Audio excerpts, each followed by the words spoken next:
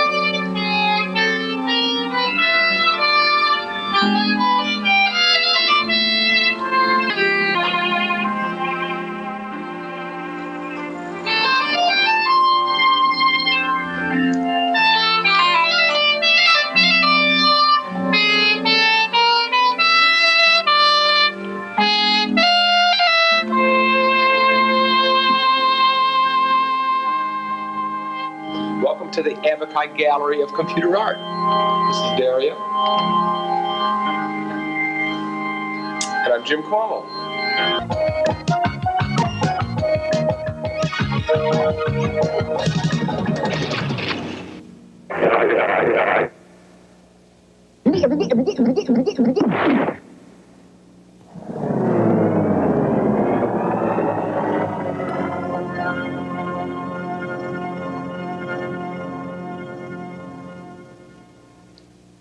Hello, my name is Gary Stasiak, and I'd like to welcome you to NAG-TV. NAG-TV is a forum for users of Commodore's Amiga computer and is produced by members of the Northwest Amiga Users Group. There's a special guest with me today, Jim Cuomo. And Jim is a musician extraordinaire and an Amiga programmer.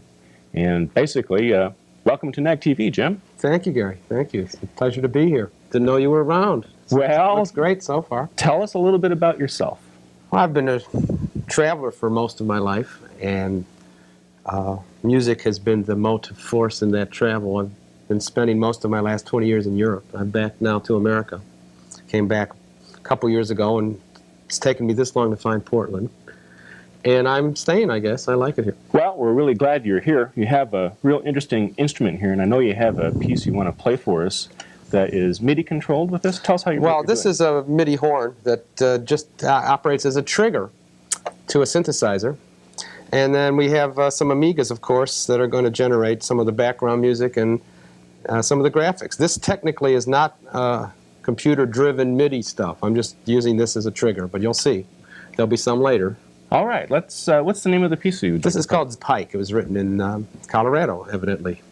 All right. If you hit a return button for me, I'll hit a button here, and maybe we can get some music here. I'll do that. And here we go.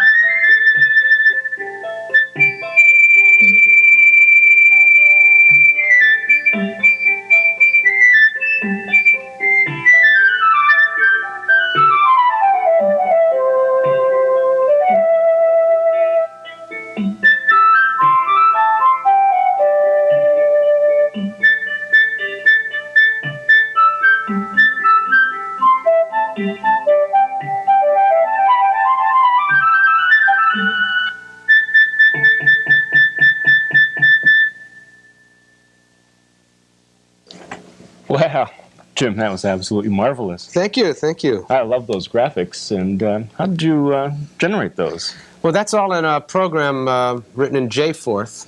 I've written a dictionary full of graphics commands that, of course, start with all the instructions that one needs to turn a pixel on or turn a pixel off. And they're just getting turned. Some of the sim procedures here is some...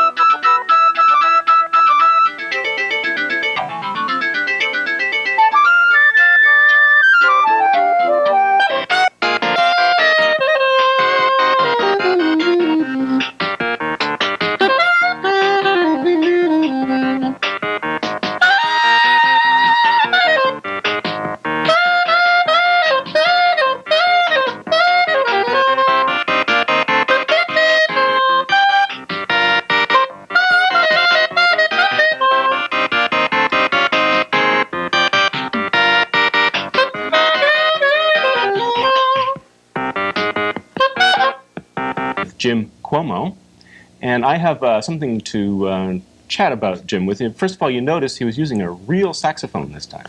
It's the real thing, folks. No wires, no smoke, no mirrors. Now, he's a real, honest-to-goodness music composer, and Jim has credits that you may have heard of if you paid attention to some of your computer games. In particular, things like Defender of the Crown, SimCity. And by the way, I understand SimCity won a whole bunch of awards recently. Yeah, it just seemed to have swept the Software Publishers Association awards for this and the best that. You know, 7 awards, and I guess it's like the Grammys, so that's great. That brought me up. I heard that today. Well, we reviewed that game on the show, and one of the things that really impressed us a lot was the sound that we were getting out of that game. Yeah, a lot of the sound didn't fit on the Amiga version, and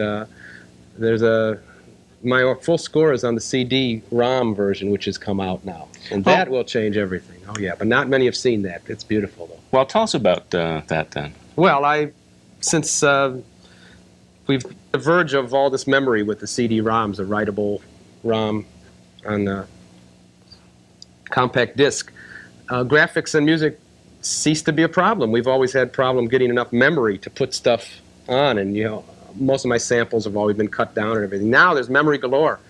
And I did Defender of the Crown, redid it for CD, and then last year I did SimCity for full orchestra, and we had room to spare on that compact disc because there's so much memory, it's great. Everyone's going to be in heaven in about a year and a half from now. Wow. What other games have you written music Let's see, for? A number of games in Europe, Zombie, Expressing, Olay, that was a kind bullfight game. A kind bullfight Well, you never game? kill the bull, you sort of wear him out and goes to his knees. There's no blood. I'd probably make more money if I did the violent slasher kind of games, but I like the other ones. I did a Romeo and Juliet game called Serenade, and what else? They're coming and going. Well, terrific. Well, we're really glad you're here in Portland. That's a real feather in our cap that you're in our camp over here. Well, I like it here. It's a very civilized place to be. Well, we're really glad to hear that.